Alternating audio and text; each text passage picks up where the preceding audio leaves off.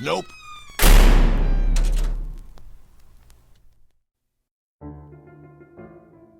Hello, dear listener. Quick plug before this video begins. My book, The Nope Collection, is now officially available on Amazon. I will leave a link down below. If anyone has any questions on the book, just drop them in the comments and I will answer them. But other than that, enjoy the story.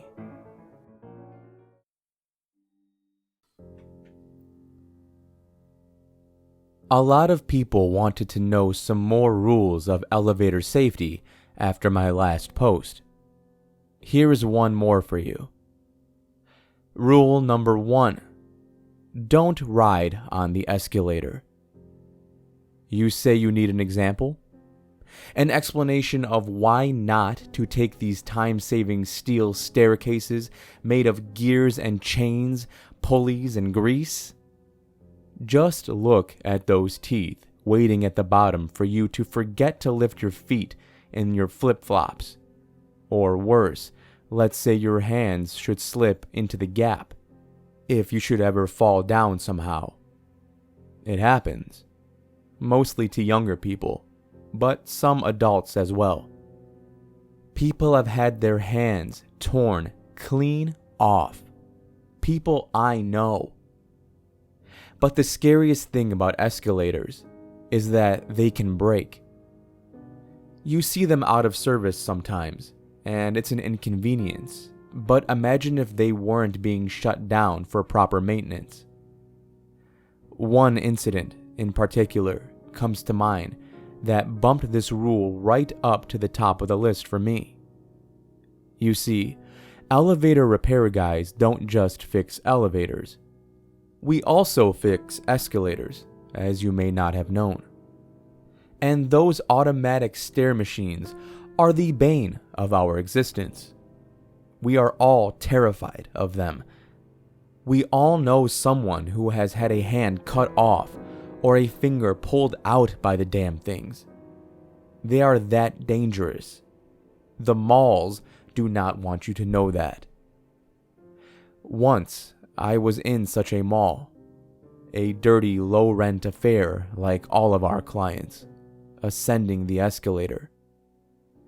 I was fairly new and had not learned to always take the stairs if you can, and never ride on the escalator.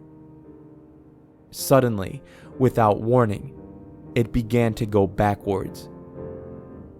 Imagine that feeling for a second. You're about 2 stories off the ground, mall walkers and wishing fountains full of pennies below you, and all of a sudden, you begin to fall sickeningly back, downwards and off balance towards the floor below. That's what happens when the main chain snaps. The weight of all those people pull the steel staircase back downward, faster and faster and faster, until you are in a free fall. That's what happened to me. I was just about to step my foot forward off the top and onto the linoleum floor when I heard the muffled sound of it breaking. I looked back and I saw a dozen of other people below me, their eyes confused, then panicked. My stomach dropped as if I were plunging backwards down the first drop of a giant roller coaster. I heard people below me scream as the escalator began to fall back faster and faster, crashing down like a massive steel train pulled from a hillside by an unseen colossus. My body turned in midair, and I realized I was flying without the benefit of low gravity or superhuman powers. This brought with it the terrible mental image of what was to come. A tangled mass of human forms lay below me as I plummeted towards them. I saw my tools floating around me as I fell, and I winced as my flathead screwdriver impaled an elderly woman's eye upon landing. She screamed, and I screamed, and we all screamed for ICU care after I landed on top of her with a tremendous force that caused my jaw to slap shut painfully. When I opened my eyes, I saw a bloodbath around me.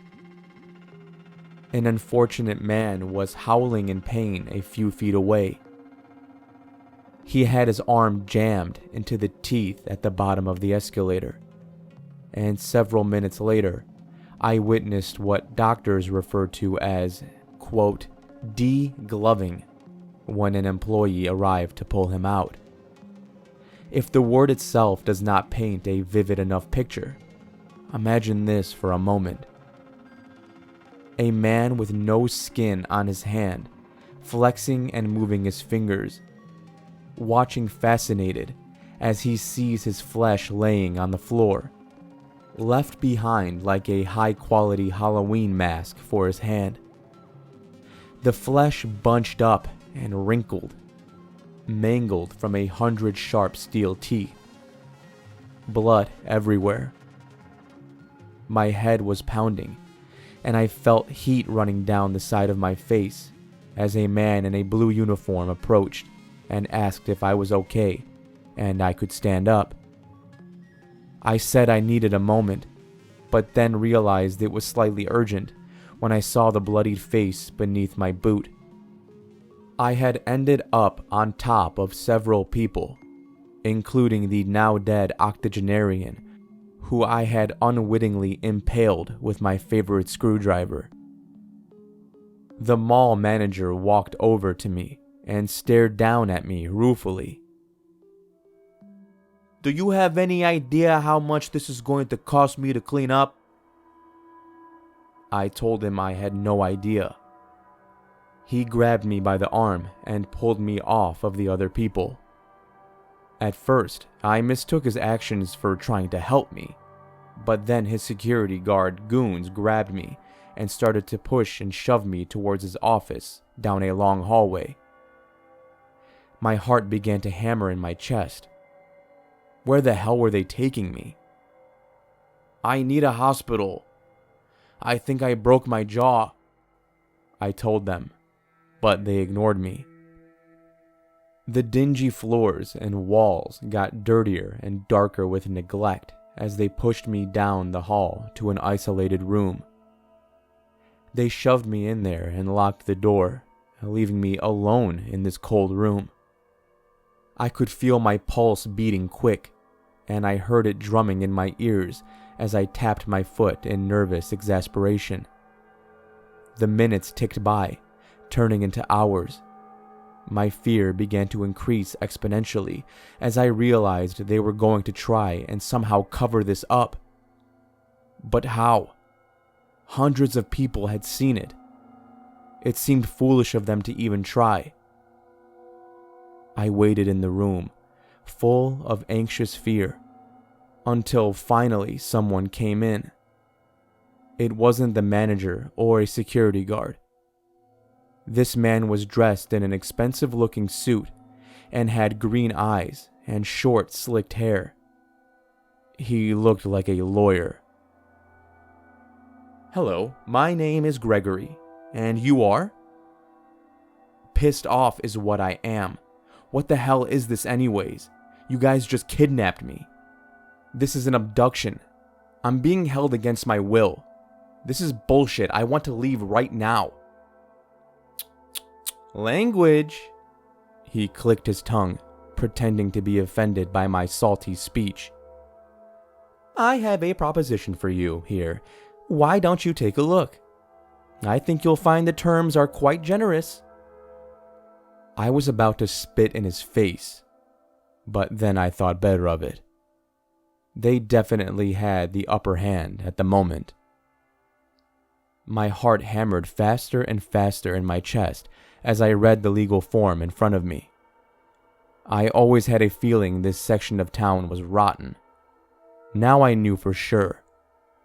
My service area was suddenly starting to feel a lot less safe. It read, "To whom it may concern, it appears as if you have had a bit of a mishap at one of our fine commercial/residential/industrial properties. please find enclosed one coupon for 50% off your choice of chili or soup in a bread bowl from any of our Sal's Soup and Sammy's locations. It's our little way of saying sorry for whatever happened to you. No admission of guilt, just wanted to do you a solid. Your pal, the Devil, also known as the owner of Loosey Goose Properties Incorporated. I decided to take the coupon and left the office saying I wouldn't tell anyone what had happened. It did not sit right with me, but the man with smoke rising from his shoulders who stood by the doorway without ever having to enter the room told me it was a good idea just to sign it. It was either that or join the others who were now being made into happy dogs to be sold in the food court. I really gotta move out of this town. I hate this neighborhood.